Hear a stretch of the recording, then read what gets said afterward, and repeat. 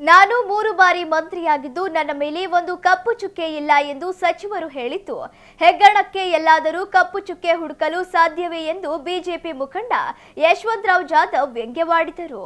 ಸುದ್ದಿಗೋಷ್ಠಿಯಲ್ಲಿ ಮಾತನಾಡಿದ ಅವರು, ದಾವಣಗೆರೆ ಇತಿಹಾಸದಲ್ಲಿ ರೌಡಿಸಂಗೆ ಚಾಲನೆ ನೀಡಿದ್ದೇ ಜಿಲ್ಲಾ ಉಸ್ತುವಾರಿ ಸಚಿವ ಎಸ್ ಮಲ್ಲಿಕಾರ್ಜುನ್. 1998ರ ಲೋಕಸಭೆ ಚುನಾವಣೆಯಲ್ಲಿ ಗೆಲ್ಲಲು ಬೆಂಗಳೂರಿನಿಂದ ಕಾಲಾಪತ್ತರ್ ಎಂಬ ರೌಡಿ ಗ್ಯಾಂಗ್ ಕರೆಸಿ ಕಲ್ಲೇಶ್ವರ ಮಿಲ್ನಲ್ಲಿ ಇರಿಸಿಕೊಂಡಿದ್ದು ಇದೇ ಮಲ್ಲಿಕಾರ್ಜುನ್ ಎಂದು ಗಂಭೀರವಾಗಿ ಆರೋಪ ಮಾಡಿದರು. ಕಾಡು ಪ್ರಾಣಿಗಳನ್ನು ಸಾಕುವುದು ಅಪರಾಧವೆಂದು ಗೊತ್ತಿದ್ದರೂ ಅವುಗಳನ್ನು ಸಾಕಿದ್ದರು. ಅಂದಿನ ಮುಖ್ಯಮಂತ್ರಿ ಬಸವರಾಜ ಬೊಮ್ಮಾಯಿ ಅವರ ಕಾಲಿಗೆ ಬಿದ್ದು ಕ್ಷಮಾಪಣೆ ಕೇಳಿ ಕೇಸಿನಿಂದ ಬಚಾವಾಗಿದ್ದಾರೆ. ಮಾಜಿ ಸಂಸದ ಜಿಎಂ ಸಿದ್ದೇಶ್ವರ್ ಅವರನ್ನು ಸೋಲಿಸಿ ಊರಿಗೆ ಕಳಿಸಿದ್ದೀವಿ. ಈಗ ಉಪಚುನಾವಣೆ ಬಂತು ಎಂದು ಗರಿಗರಿ ಬಟ್ಟೆ ಹಾಕಿಕೊಂಡು ಬಂದಿದ್ದಾರೆಂದು ಹೇಳಿದ್ದು ಸಿದ್ದೇಶ್ವರ್ ಅವರು ನಿನ್ನ ಹಾಗೂ ನಿಮ್ಮ ತಂದೆಯನ್ನು 4 ಚುನಾವಣೆಯಲ್ಲಿ ಮನೆಗೆ ಕಳಿಸಿದ್ದನ್ನು ಮರೆತು ಬಿಟ್ಟಿದ್ದೀರಾ ಎಂದು ಪ್ರಶ್ನೆ ಮಾಡಿದರು. ಸಚಿವರ ಆಪ್ತರು ಡ್ರಗ್ಸ್, ಗಾಂಜಾ, ಅಕ್ಕಿ ದಂಧೆಯಲ್ಲಿ ತೊಡಗಿಕೊಂಡಿದ್ದು ಸಚಿವರ ಜೊತೆ ಫೋಟೋ ತೆಗೆಸಿಕೊಂಡಿದ್ದಾರೆ. ಅಷ್ಟೇ ಅಲ್ಲದೆ ಜಮೀರ್ ಎಂಬಾತ ಸಂಗ್ರಹಿಸಿಟ್ಟಿದ್ದ 50 ಕ್ವಿಂಟಾಲ್ ಅಕ್ಕಿಯನ್ನು ನಾವೇ ಸೀಸ್ ಮಾಡಿಸಿದ್ದೇವೆ. ದಂಧೆಕೋರರ ಜೊತೆ ಸಚಿವರು ಫೋಟೋ ತೆಗೆಸಿಕೊಂಡಿದ್ದಾರೆ.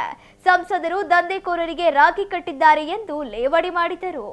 ನಿನ್ನೆ ದಿವಸ ದಾವಣಗೆರೆ ಜಿಲ್ಲಾ ಉಸ್ತುವಾರಿ ಮಂತ್ರಿಗಳಾಗಿರ್ತಕ್ಕಂಥ ಎಸ್ ಮಲ್ಲಿಕಾರ್ಜುನ್ ಅವರು ಒಂದು ಪತ್ರಿಕಾಗೋಷ್ಠಿಯನ್ನು ನಡೆಸಿ ಸಂಸ್ಕಾರದ ಬಗ್ಗೆ, ಗುಂಡಾಗಿರಿ ಬಗ್ಗೆ ಮತ್ತು ಲೋಕಸಭಾ ಸದಸ್ಯರ ಬಗ್ಗೆ, ಮಾಜಿ ಲೋಕಸಭಾ ಸದಸ್ಯರ ಬಗ್ಗೆ ಕೆಲವು ಹೇಳಿಕೆಗಳನ್ನು ನಾನು ಪತ್ರಿಕೆ ಮುಖಾಂತರ, ಸುದ್ದಿವಾಹಿನಿ ಮುಖಾಂತರ ನಾನು ನೋಡಿದೆ.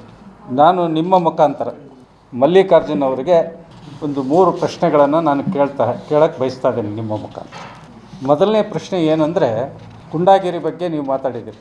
ನಾನು ಭಾಳ ಗುಂಡಾಗಿರಿ ನೋಡಿದ್ದೀನಿ, ಗುಂಡಾಗಿರಿ ನಡೆಯಲ್ಲ, ಹಾಗೆ ಹೀಗೆ ಅಂತ ಹೇಳಿರ್ತಕ್ಕಂಥದ್ದನ್ನು ನೋಡಿದ್ದೀನಿ.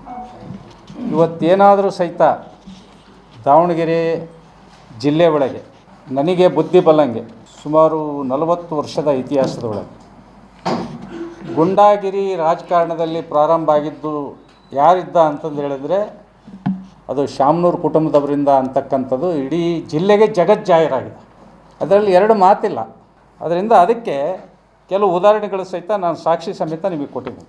1998ನೇ ಇಸ್ವಿ ಒಳಗೆ ಅವತ್ತು ಶಾಮನೂರು ಶಿವಶಂಕರಪ್ಪನವರು ಮತ್ತು ನಮ್ಮ ದಿವಂಗತ ಮಾಜಿ ಲೋಕಸಭಾ ಸದಸ್ಯರಾದಂಥ ಜಿ ಮಲ್ಲಿಕಾರ್ಜುನಪ್ಪರು ಇದರ ಬದರ ಎಲೆಕ್ಷನ್ನಿಗೆ ನಿಂತಾಗ ಅವತ್ತು ನಮ್ಮ ಕಾರ್ಯಕರ್ತರನ್ನು ಎದುರಿಸಬೇಕು, ನಮ್ಮ ಕಾರ್ಯಕರ್ತರ ಮೇಲೆ ದಾಳಿ ಮಾಡಬೇಕು, ಬೂತ್ ಕ್ಯಾಪ್ಚರ್ ಮಾಡಬೇಕು ಅಂತಕ್ಕಂಥ ವಿಷಯನ ಇಟ್ಕೊಂಡು ಕಾಲಾಪತ್ತರ್ ಎಂಬ ರೌಡಿನ ದಾವಣಗೆರೆಗೆ ಕರೆಸಿದ್ರಿ ನೀವು. ಗ್ಯಾಂಗನ್ನು, ಒಬ್ಬನೇ ಅಲ್ಲ, ಗ್ಯಾಂಗನ್ನು. ಅವತ್ತಿನ ನಮ್ಮ ದಕ್ಷ ಅಧಿಕಾರಿಯಾಗಿರ್ತಕ್ಕಂಥ ಗೋಪಾಲ್ ಹೊಸೂರವರು ಇದೇ ಎಸ್ ಮಲ್ಲಿಕಾರ್ಜುನಿಗೆ ಬಾಪೂಜಿ ವಿದ್ಯಾಸಂಸ್ಥೆ ಹತ್ರ ಸಾರ್ವಜನಿಕವಾಗಿ ಈ ಕ್ಷಣದಲ್ಲೇ ಅವ್ರನ್ನ ಎಲ್ಲೆದರ ಅಲ್ಲಿದ್ದ ಅವ್ರನ್ನ ಒದ್ದು ಹೊರಗೆ ಹಾಕ್ತೀನಿ, ಒಳಗೆ ಹಾಕ್ತೀನಿ, ಅವ್ರನ್ನೆಲ್ಲ ತಕ್ಷಣ ಊರು ಬಿಟ್ಟು ಕಳಿಸ್ಬೇಕು, ಇಲ್ಲಾಂದ್ರೆ ನಿನ್ನ ಮೇಲೆ ಕೇಸ್ ಹಾಕ್ತೀನಿ, ಒಳಗೆ ಹಾಕ್ತೀನಿ ಅಂತಕ್ಕಂಥ ಹೇಳಿದ್ದನ್ನು ನಾವು ಕಣ್ಣಾರೆ ನೋಡಿದ್ವಿ. ಅದೇ ರೀತಿ 1998ನೇ ಇಸ್ವಿ ನಗರಸಭಾ ಅಧ್ಯಕ್ಷರ ಚುನಾವಣೆ ನಡೆದಂಥ ಸಂದರ್ಭದಲ್ಲಿ ನಿಮ್ಮ ಈಗಿನ ನಗರಾಭಿವೃದ್ಧಿ ಪ್ರಾಧಿಕಾರದ ಅಧ್ಯಕ್ಷ, ನಿಮ್ಮ ಚೇಲ, ಅವನೇ ಹೇಳ್ತಾನೆ, ಅವನು ಸೇವಕ, ಡ್ರೈವರು, ಇನ್ನು ಏನೇನದವು ಎಲ್ಲ ಹೇಳ್ರಿ ಅಂತ. ಅಂತನೂ ಅವನ ಪಟಾಲಂ ನಮ್ಮ ನಗರಸಭಾ ಸದಸ್ಯರಾಗಿರ್ತಕ್ಕಂಥ ಅಂದಿನ ಎಲ್ ಬಸವರಾಜ್ ಅವ್ರನ್ನ ಹಾಡುವಾಗಲೇ ಇದೇ ಆರ್ಟ್ಸ್ ಕಾಲೇಜ್ ಹತ್ರ ಅವ್ರ ಸ್ಕೂಟ್ರನ್ನ ಕೆಡವಿ ಅವ್ರನ್ನ ಕಾರ್ನಾಗೆ ಎತ್ತಕೊಂಡು ಹೋಗಿದ್ದನ್ನು ಇಡೀ ದಾವಣಗೆರೆ ಜಿಲ್ಲೆ 3 ದಿವಸಗಳ ಕಾಲ ಅವ್ರನ್ನ ಬಂಧನದಲ್ಲಿಟ್ಟಿದ್ದರು. ಇಡೀ ದಾವಣಗೆರೆ ಬಂದಾದಮೇಲೆ ಅವ್ರನ್ನ ರಾತ್ರೋರಾತ್ರಿ ಬಿಡುಗಡೆ ಮಾಡಿದ್ದನ್ನು, ಮತ್ತು ಅವ್ರನ್ನ ಏನು ಕಿಡ್ನ್ಯಾಪ್ ಮಾಡಿದ್ರು ದಿನೇಶ್ ಶೆಟ್ಟಿನ ಮತ್ತು ಅವ್ರ ಪಟಾಲಂನ ಇದೇ ಗೋಪಾಲ್ ಹೊಸೂರವರು ಅರೆಸ್ಟ್ ಮಾಡಿ ಅವ್ರನ್ನ ಜೈಲಿಗೆ ಕಳಿಸಿದ್ರು. ಜೈಲ್ ರೆಕಾರ್ಡ್ ಇದೆ, ನಾನು ಯಾವುದೋ ಹುಟ್ಟಿಸ್ಕೊಂಡು ಹೇಳ್ತಾ ಇಲ್ಲ, ಜೈಲಿನಾಗ ರೆಕಾರ್ಡ್ ಇದೆ. 1 ತಿಂಗಳು ಜೈಲಿನಾಗಿದ್ದ ದಿನೇಶ್ ಶೆಟ್ಟಿ, ಅವ್ರ ಪಟಾಲನ್. ಒಬ್ಬ ಮಂತ್ರಿಯಾಗಿ ನಾನು 3 ಬಾರಿ ಮಂತ್ರಿ, ನನ್ನ ಮೇಲೆ ಒಂದು ಕಪ್ಪು ಚುಕ್ಕೆ ಇಲ್ಲ ಅಂತ. ಹೆಗ್ಗಣಕ್ಕೆಲ್ಲಾದರೂ ಕಪ್ಪು ಚುಕ್ಕೆ ಹುಡ್ಕೋಕ್ಕಾಗತ್ತ? ಇರೋದೇ ಹೆಗ್ಗಣ ಕಪ್ಪು, ಅದಕ್ಕೆಲ್ಲಾದ್ರೂ ಕಪ್ಪು ಚುಕ್ಕೆ ಹುಡ್ಕೋಕ್ಕಾಗತ್ತ? ಹೆಗ್ಗಣದ ಬುದ್ಧಿ ಏನಂದರೆ ಎಲ್ಲಿ ಬಿಟ್ಟರೂ ಸಹಿತ ಎಲ್ಲ ಕೆರೆಯೋದೇ ಅದ್ರದ್ದು ಬುದ್ಧಿ. ನೀವು ಸ್ವರ್ಗಕ್ಕೆ ಹೋಗಿ ತೊಗೊಂಡೋಗ್ಬಿಡ್ರಿ ಅದನ್ನು, ಅಲ್ಲೇ ಆದರೂ ಸಹಿತ ಎಲ್ಲ ಕೆರೆಯೋದೇ ಅದ್ರ ಬುದ್ಧಿ. ಇವತ್ತು ಮಾಡಬಾರ್ದ ದಂಧೆಗಳನ್ನೆಲ್ಲ ಮಾಡಿ ಪಾಪ ಹಿರಿಯರಾಗಿರ್ತಕ್ಕಂಥ ಎಸ್ ಕೊಟ್ರ ಬಸಪ್ಪನವರು, ಮಾಗನೂರು ಬಸಪ್ಪನವರು, ರಾಜನಹಳ್ಳಿ ಮದ್ದೂರಾಯಪ್ಪನವರು, ಚಿಗಟೇರಿ ಮುರುಗಪ್ಪನವರು ಇಂಥ ಮಹಾನ್ ನಾಯಕರು ಹುಟ್ಟಿದಂಥ ಊರಿದು. ಅವರು ಕಟ್ಟಿದಂಥ ಸಂಸ್ಥೆನೇ ಗುಳುಂಸ್ವಾಹ ಮಾಡಿ ಇವತ್ತು ಅವ್ರ ಮನೆತನೆಲ್ಲ ಬೀದಿಗೆ ತಂದಂಥ ಮಹಾಪುರುಷ ನಿಮ್ಮ ಕುಟುಂಬ. ಇವತ್ತು ಇನ್ನೊಬ್ಬರು ದೌರ್ಜನ್ಯದ ಬಗ್ಗೆ, ಗುಂಡಾಗಿರಿ ಬಗ್ಗೆ, ಭಾಳ ಸಂಸ್ಕೃತ ಬಗ್ಗೆ ಮಾತಾಡ್ತೀಯಲ್ಲ ಮಲ್ಲಿಕಾರ್ಜುನ ಅವರೇ, ನಿನ್ನ ಇತಿಹಾಸ ಮೊದಲೊಂದು ಸತಿ ನೋಡ್ಕ. ಏನೇನು ನಿನ್ನ ಇತಿಹಾಸ ಅನ್ನೋದನ್ನು ಫಸ್ಟ್ ಒಂದು ಸತಿ ನಿನ್ನ ಹಿಂತಿರುಗಿ ನೋಡು. ಏನೇನು ನಡೆದು ಬಂದಿದ್ದಾರೆ, ನೀನು ಯಾವ್ಯಾವ ಟೈಮ್ನಾಗೆ ಯಾರ್ಯಾರಿಗೆ ಯಾವ್ಯಾವ ರೀತಿ ಶಬ್ದಗಳನ್ನು ಬಳಸಿದಿ. ನಮ್ಮ ಇದೇ ಲೋಕಸಭಾ ಸದಸ್ಯರು ಮಾಜಿ, ಅವ್ರಿಗೆ 75 ವರ್ಷ, ಈಗ ನಿನಗೀಗ 58 ವರ್ಷ. ನಿನಗೂ ಅವ್ರಿಗೂ ಹೆಚ್ಚು ಕಡಿಮೆ 20 ವರ್ಷ ವಯಸ್ಸಿನಲ್ಲಿ ಅಂತರ ಇದೆ. ಅಂತರ ಬಗ್ಗೆ ನಾನು ಸಿದ್ದೇಶ್ವರಿಗೆ ಪ್ಯಾಂಟ್ ಹಾಕೋದು ಕಲಿಸಿದ್ದೆ, ಚಡ್ಡಿ ಹಾಕೋದು ಕಲಿಸಿದ್ದೆ ಅಂತಂದು ಹೇಳ್ದಂಥ ನೀನು ಇವತ್ತು ಇನ್ನೊಬ್ಬರ ಬಗ್ಗೆ, ಸಂಸ್ಕಾರದ ಬಗ್ಗೆ ಮಾತಾಡ್ತೀಯ. ನಿನಗೇನಾದರೂ ನಾಚಿಕೆ ಮಾನ ಮರ್ಯಾದೆ ಇದೆಯಾ ಅಂತ ನಾನು ಕೇಳಲಿಕ್ಕೆ ಬಯಸ್ತೇನೆ. ಇವತ್ತು ಅದೇ ರೀತಿ ಒಬ್ಬ ಮಂತ್ರಿಯಾಗಿ ನಾನು 3 ಬಾರಿ ಮಂತ್ರಿ ಆಗಿದ್ದೀನಿ, ಇವತ್ತು ನಿನ್ನೆ ಮೊನ್ನೆ ಆಗಿಲ್ಲ ಅಂತ ಹೇಳಿದ್ಯಾ. ಸರಿಯಪ್ಪ, ನೀನು 3 ಬಾರಿ ಮಂತ್ರಿ ಆಗಿದೆಯಾ, ನಾವೇನಿಲ್ಲ ಅಂತ ಹೇಳ್ತಲ್ಲ. ನಿನಗೆ ಕಾಮನ್ ಸೆನ್ಸ್ ಇಲ್ವಾ? ಹಂಗಾರೆ ಕಾಡು ಪ್ರಾಣಿಗಳನ್ನು ಸಾಕಬಾರ್ದು ಅಂತಂದು ಹೇಳಿ ಸರ್ಕಾರನೇ ಆದೇಶ ಮಾಡಿದೆ. ಅಂಥ ಎಲ್ಲ ಕಾಡು ಪ್ರಾಣಿಗಳನ್ನು ಯಾವ್ಯಾವ ಸಾಕಬಾರ್ದು ಅಂತಂದು ಹೇಳಿ ಆದೇಶ ಮಾಡಿತ್ತು ಸರ್ಕಾರ. ಎಲ್ಲ ಕಾಡು ಪ್ರಾಣಿ ನೀನು ಸಾಕಿದ್ರ ಜೊತೆಗೆ ಅವನ್ನು ತಿಂದು ತೇಗಿದೀಯ. ಅದನ್ನು ನಾವ್ಯಾರು ಸಹಿತ ಕೇಸ್ ಮಾಡಿ, ನಾವ್ಯಾರು ರೈಡ್ ಮಾಡಿ ಹಿಡಿಸಿದ್ದಲ್ಲ ಬಿ ಜೆ ಪಿಯವರು. ಸ್ವತಃ ನಿನ್ನ ರೈಸ್ ಮಿಲ್ಲಲ್ಲಿ ಕೆಲಸ ಮಾಡ್ತಕ್ಕಂಥ ಕೂಲಿ ಕೆಲಸಗಾರ ನೀನು ತಿಂದು ತೇಗಿದಂಥ ಬಿಟ್ಟಂಥ ಚರ್ಮ, ದಂತ, ಚಿಂಕಿಯ ಕೊಂಬು ಇವುಗಳನ್ನು ತೊಗೊಂಡೋಗಿ ಬೆಂಗಳೂರ ಮಾರಕ್ಕೆ ಹೋಗಿದ್ದ ಆತ. ಅಲ್ಲಿ ಸಿಕ್ಬಿದ್ದ CCB ಪೊಲೀಸರಿಗೆ. ಅವರು ಆತನನ್ನು ಹಿಡಿದು ಇವನ್ನ ಎಲ್ಲಿದ್ದ ತಂದು ಏನು ಎತ್ತ ಅಂತಂದೇಳಿ ಎನ್ಕ್ವೈರಿ ಮಾಡಿದಾಗ ನಾನು ದಾವಣಗೆರೆಯ SS ಫಾರಮ್ ಹೌಸ್ನಿಂದ ಇವನು ತೊಗೊಂಬಂದೆ ಅಂತಂದೇಳಿ ಹೇಳಿದಾಗ ಅವನನ್ನು ಕರ್ಕೊಂಡು ದಾವಣಗೆರೆ ಫಾರೆಸ್ಟ್ ವಲಯ ಅರಣ್ಯ ಅಧಿಕಾರಿಗಳ ಸಮ್ಮುಖದಲ್ಲಿ ಇವರ ಫಾರಮ್ ಹೌಸನ್ನು ರೈಡ್ ಮಾಡಿದಾಗ ಸುಮಾರು 100 ಜಿಂಕೆಗಳು, ಕಾಡಂದಿ, ಮೊಲ, ಮುಂಗ್ಸಿ, ಏನು ಕಾಡಿನಲ್ಲಿರ್ತಕ್ಕಂಥ ಎಲ್ಲ ಪ್ರಾಣಿಗಳು ಸಹಿತ ಅಲ್ಲಿ ರೈಡ್ ಮಾಡಿದರು. ಅವುಗಳನ್ನು ಆನಗೋಡು ಫಾರೆಸ್ಟಿಗೆ ಶಿಫ್ಟ್ ಮಾಡಿದ್ದು, ಇವ್ರ ಮೇಲೆ ಕೇಸು ಸಹಿತ ಮಾಡಿದರು. ಅವತ್ತು ನೀನು ಅಂದಿನ ಮುಖ್ಯಮಂತ್ರಿ ಬಸವರಾಜ ಬೊಮ್ಮಾಯಿಯವ್ರನ್ನ ಎಷ್ಟು ಸತಿ ಖಾಲಿ ಬಿದ್ದಿರಪ್ಪ, ನೀವು ಹೋಗಿ ಅಪ್ಪ ಮಕ್ಕಳು ಕೇಸ್ ಹಾಕ್ಸ್ಬೇಡ್ರಿ ಅಂತಂದೇಳಿ. ಖಾಲಿ ಬಿದ್ದು ಬಚಾವಾದ್ರಲ್ಲಿ ಇನ್ನೂ ನಿಮಗೆ ನಾಚಿಕೆ ಮಾನ ಮರ್ಯಾದೆ ಏನಾದರೂ ಇದೆಯಾ ಅಂತಕ್ಕಂಥದ್ದನ್ನು ನಾನು ಈಗ ಕೇಳಲಿಕ್ಕೆ ಬಯಸ್ತಾ ಇದ್ದೆ. ಅದೇ ರೀತಿ ನಮ್ಮ ಸಿದ್ದೇಶಣ್ಣವ್ರ ಬಗ್ಗೆ ಮಾತಾಡಿದ್ವಿ. ಇಷ್ಟು ನಾವು ಅವನಿಗೆ ಸೋಲಿಸಿ ಊರಿಗೆ ಕಳಿಸಿದ್ದೆ, ಊರು ಸೇರಿಸಿದ್ದೆ. ಈಗ ಮತ್ತೆ ಬೈ ಎಲೆಕ್ಷನ್ ಬಂದಿದೆ, ಅದಕ್ಕೆ ದಾವಣಗೆರೆಗೆ ಗರಿಗರಿ ಹೆಂಗೆ ಎಕ್ಕೊಂಡು ಬಂದಿದ್ದಾನೆ. ಯಾವತ್ತೂ ಸಹಿತ ಸಿದ್ದೇಶಣ್ಣರಾಗಲಿ BJP ಕಾರ್ಯಕರ್ತರಾಗಲಿ ಚುನಾವಣೆಗೋಸ್ಕರ ಕೆಲಸ ಮಾಡೋರಲ್ಲ. ನಮ್ಮ ಪ್ರಶ್ನಾತೀತ ನಾಯಕ ಅಟಲ್ ಬಿಹಾರಿ ವಾಜಪೇಯಿ ಅವರು ಸಹ ಒಂದು ಸಾರಿ ಸೋಲ್ತಾರೆ. ಸೋತಂಥ ಸಂದರ್ಭದಲ್ಲಿ ಇದೇ ಭದ್ರಾವತಿಯ ನಮ್ಮ ದಲಿತ ಕಾರ್ಯಕರ್ತ, ಮುಖಂಡ, ಈ ದೇಶದಲ್ಲಿ ವಾಜಪೇಯಿ ಅಂತ ಮಹಾನ್ ನಾಯಕನ ಸೋಲಿಸಿದ ಭೂಮಿಯಲ್ಲಿ ನಾನು ಇರಲ್ಲ ಅಂತಂದೇಳಿ ಆತ್ಮಹತ್ಯೆ ಮಾಡ್ಕೊಳ್ತಾರೆ. ವಾಜಪೇಯಿಯವರು ಅವ್ರ ಮನೆಗೆ ಹೋಗಿ ಅವ್ರಿಗೆ ಸ್ವಲ್ಪ ಹಣ ಕೊಟ್ಟು ಅವ್ರಿಗೆ ಸಾಂತ್ವನ ಹೇಳಿ ನಾವು ಇದೀವಿ, ಧೈರ್ಯವಾಗಿರ್ರಿ ಅಂತಂದೇಳಿ ಹೇಳಿ ಬಂದಂಥ ಉದಾಹರಣೆಯೂ ನಾವು ನೋಡಿದ್ದೀವಿ. ಅದೇ ರೀತಿ ಬಾಂಬೆ ಅಧಿವೇಶನದಲ್ಲಿ ವಾಜಪೇಯಿಯವರು ಸೋತಂಥ ಸಂದರ್ಭದಲ್ಲಿ ನಾ ದೈನಂ ನಾ ಪಲಾಯನಂ ಅಂತಂದೇಳಿ ಕಾರ್ಯಕರ್ತರಿಗೆ ಒಂದು ಸಂದೇಶವನ್ನು ಕೊಡ್ತಾರೆ. ನಾನು ಎದುರಿಗೆ ಓಡಲ್ಲ, ಸೋಲಿಗೆ ಅಂಜಲ್ಲ ಅಂತಕ್ಕಂಥ ಮಾತನ್ನು ನಮ್ಮ ಕಾರ್ಯಕರ್ತರಿಗೆ ಸಂದೇಶವನ್ನು ಕೊಟ್ಟು ಇಡೀ ದೇಶ ತುಂಬ ತಿರುಗಾಡಿ ದೇಶದ ಪ್ರಧಾನಿ ಆಗ್ತಾರೆ. ಇದು ಮಲ್ಲಿಕಾರ್ಜುನವ್ರಿಗೆ ನೆನಪಿರಲಿ ಅಂತಕ್ಕಂಥ ಮಾತನ್ನು ಈ ಸಂದರ್ಭದಲ್ಲಿ ಹೇಳ್ತೀನಿ. ಅದೇ ರೀತಿ ಸಿದ್ದೇಶಣ್ಣವರು ಸಹಿತ ನಿನಗೆ ನಾನು ಒಂದು ಪ್ರಶ್ನೆಯನ್ನು ಕೇಳಕ್ಕೆ ಬಯಸ್ತೀನಿ ನಮ್ಮ ಪತ್ರಿಕಾ ಮಿತ್ರರ ಮುಖಾಂತರ. ಸಿದ್ದೇಶಣ್ಣವರು ಮೊನ್ನೆ ಸೋತಿದ್ದಾರೆ, ಸೋಲನ್ನು ಒಪ್ಕೊಂಡಿದ್ದಾರೆ.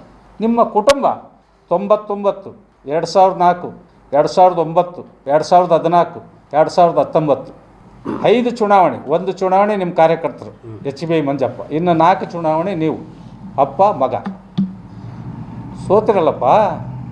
ಅವಾಗ ಹೋಗಿ ಮುದಾಳದಾಗ ಕುಂತಿದ್ದೆಲ್ಲ, ಅವಾಗ ಸಿದ್ದೇಶಣ್ಣರು ನೀವು ಮುದಾಳಕ್ಕೆ ಕಳಿಸಿದ್ರೆ 2018 MLA ಸೋತಿದ್ದೆಲ್ಲಪ್ಪ.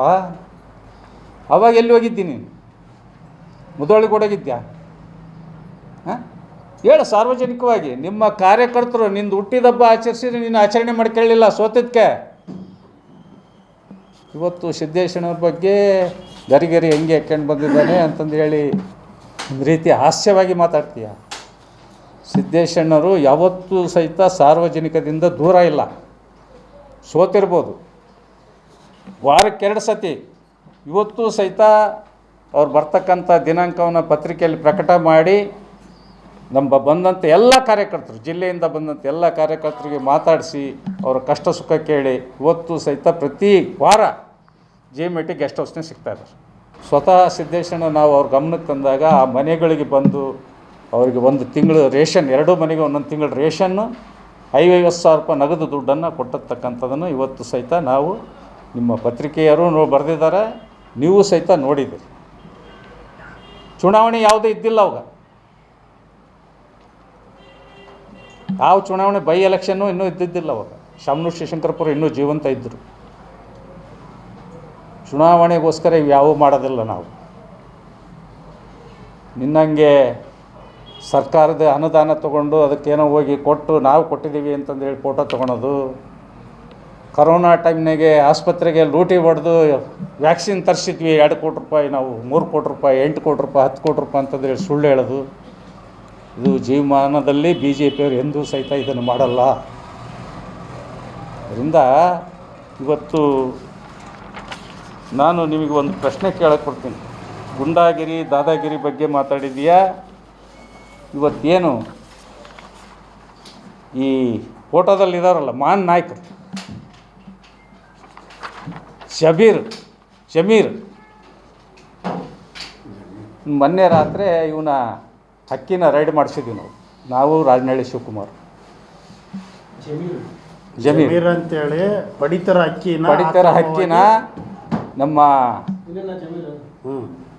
ಈ ಇದು ಎಂಥದ್ದು ಸಬ್ ರಿಜಿಸ್ಟ್ರ್ ಆಫೀಸ್ ಇತ್ತು, ಅಲ್ಲಿ ಗ್ಯಾರೇಜ್ನಾಗ ಇಟ್ಟಿದ್ದ. 50 ಕ್ವಿಂಟಲ್ ಅಕ್ಕಿ ಗ್ಯಾರೇಜ್ನಾಗ ಇಟ್ಟಿದ್ದ. ರಾತ್ರಿ 9:30 ನಾನು ರಾಜನಹಳ್ಳಿ ಶಿವಕುಮಾರ್ ಹೋದಾಗ ಅಲ್ಲಿ ಫುಡ್ ಆಫೀಸರ್ ಬಂದಿದ್ದರು. ಆಗಲೇ ಅದೇನೋ ಒಳಗಿಂದೊಳಗೆ ಮಸಲತ್ತು ನಡೀತಾ ಇತ್ತು. ನಮ್ಮನ್ನು ನೋಡಿದ ತಕ್ಷಣ ಅವರೆಲ್ಲರೂ ಓಡೋದು. ಫುಡ್ ಆಫೀಸರಿಗೆ ನಾವು ಹೇಳಿದ್ವಿ, ಏನಾರ ಕೇಸ್ ಮಾಡ್ದಂಗೆ ನೀವೇನಾರ ಮುಚ್ಚಾಕಕ್ಕೆ ನೋಡಿದರೆ ನಾಳೆನೇ ನಿಮ್ಮನ್ನೆಲ್ಲ ಬಟ್ಟ ಬಯಲು ಮಾಡಿ ನಿಮ್ಮ ಮರ್ಯಾದೆ ತೆಗಿತೀವಿ ಅಂತ ಹೇಳಿದ್ದಕ್ಕೆ ಅವ್ರ ಮೇಲೆ ಕೇಸ್ ಹಾಕಿದ್ದಾರೆ. ಜಮೀರು ಪಕ್ಕ ಮಲ್ಲಿಕಾರ್ಜುನವರ ಆಪ್ತ. ನಮ್ಮ ಪ್ರಭಾ ಮಲ್ಲಿಕಾರ್ಜುನವರು ಅವರಿಗೆ ರಾಖಿ ಕಟ್ಟಿ ಶುಭಾಶೀರ್ವಾದ ಮಾಡ್ತಾರೆ. ಇದೇ ರೀತಿ ಕಳ್ದಂದೆಗೆ ಅಕ್ಕಿ ಹೊಡೀರಿ ಅಂತ. ಚೆನ್ನಾಗಿ ಕಳ್ದಂದೆಗೆ ಅಕ್ಕಿ ಹೊಡಿಯಪ್ಪ, ನಿನಗೆ 100 ವರ್ಷ ನೀನು ನನ್ನ ಸಹೋದರನಾಗಿ ನನಗೆ ಓಟ್ ಹಾಕ್ಯಂತ ಇರುವಂತ. ಅದೇ ರೀತಿ ಡ್ರಗ್ಸ್ ತಂದೆ ಶಿವರಾಜ್ ಅವರು ಮೊನ್ನೆ ಅರೆಸ್ಟ್ ಆಗಿದ್ದಾರೆ. ಬಸವಣ್ಣ ಜಯಂತಿ ಒಳಗೆ ಆಧುನಿಕ ಬಸವಣ್ಣ ಆಗಿದ್ದ. ಕೇಸರಿ ಹಾಕಿದ್ದಾರೆ, ಕಾವಿ ಹಾಕಬೇಕಾಯ್ತು. ಶಿವರಾಜ್ ಅಂತಂದೇಳಿ ಮೊನ್ನೆ ಅರೆಸ್ಟ್ ಆಗಿದ್ದಾರೆ. ಮಲ್ಲಿಕಾರ್ಜುನ ಪರಮಾಪ್ತ, ಡ್ರಗ್ಸ್ ತಂದೆ ಒಳಗೆ. ಹೀಗೆ ಇಷ್ಟೆಲ್ಲ ಹಿನ್ನೆಲೆ ಇದ್ದು ಇನ್ನೊಬ್ಬರ ಬಗ್ಗೆ ಮಾತಾಡ್ತೀಯಲ್ಲ ಮಲ್ಲಿಕಾರ್ಜುನ, ನಿನಗೇನಾದರೂ ಸ್ವಲ್ಪ ಆದರೂ ಮಾನ ಮರ್ಯಾದೆ ಇದೆಯಾ ಅಂತ ನಾನು ಕೇಳಲಿಕ್ಕೆ ಬಯಸ್ತೀನಿ. ನಿನ್ನ ಎಲ್ಲ ಪಟಾಲಮ್ ಸಾಕ್ಷಿ ಸಮೇತ ಇದ್ದಾವೆ. ಇವತ್ತು ಡ್ರಗ್ಸ್ ದಂಧೆ ಇರ್ಬೋದು, ಇಸ್ಪೆಟ್ ದಂಧೆ ಇರ್ಬೋದು, ಅಕ್ಕಿ ಹೊಡೆಯೋದಿರ್ಬೋದು. ಇವತ್ತು ಇವರು ತಮ್ಮಗಳು ಗ್ಯಾಸ್ ಫಿಲ್ಲಿಂಗ್ ಮಾಡ್ತಾರೆ ಮನೇಲಿ. ಇವನು ಜಮೀರಿನ ತಮ್ಮಗಳು ರಾಜಾರೋಷವಾಗಿ. ಇವನು ಲಾರಿ ಡ್ರೈವರ್ ಅವನು ಮೊದಲು. ಇವತ್ತು ಸೂಟು ಬೂಟು ಹಾಕ್ಕೊಂಡು ಆ ಕಳ್ದಂದೆ ಒಳಗೆ ಅಕ್ಕಿ ಬಿಡು. ಅಲ್ಲೇ ನಮ್ಮ ಜಾಲಿನಗರದಾಗಿರೋದು ಇವನೇನು ಭಾಳ ದೂರ ಏನಿಲ್ಲ.